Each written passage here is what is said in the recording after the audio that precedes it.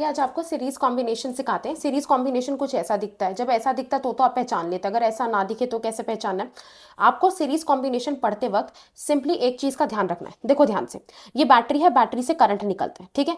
Battery अगर आपको current देती है तो उसको उतना ही करंट लौटाना आपका धर्म है। अब यहाँ से करंट निकला, करंट गया गया, अब देखो करंट के पास एक ही रास्ता है ना जाने का।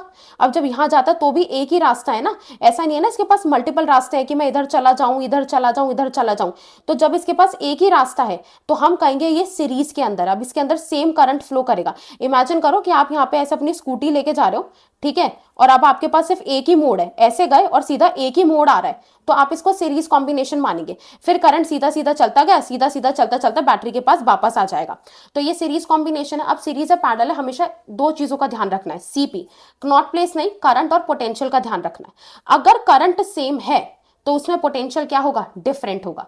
तो सीरीज के केस में करंट सेम है, अगर एक चीज सेम है तो दूसरी चीज अपनी क्या हो जाएगी, डिफरेंट हो जाएगी। अगर पोटेंशियल डिफरेंट होगा, मान लीजिए यहाँ पे पोटेंशियल V है तो यहाँ पे कितना आ जाएगा, V1 आ जाएगा, यहाँ पर V2 और यहाँ पर V3। इस तरह से मेरा पोटेंशियल डिस्ट्रीब्यूट हो जाएगा। मुझे पता है V इक्वल्स टू IR होता है, तो पोटेंशियल की जगह पे यहाँ पर R equivalent IR1 IR2 IR3, current same है तो करंट यहाँ से कॉमन लेके कैंसिल हो जाएगा और इस तरह से हमारे R इक्वलेंट का फॉर्मूला आ जाएगा। तो कोई स्पेशल केस है, मान लीजिए आपको ऐसे करके काफी सारे R गिवन है, n टाइम्स आपको ऐसे करके रेजिस्टर लगाए हुए हैं, तो आपको R इक्वलेंट बराबर हो जाएगा n टाइम्स R के।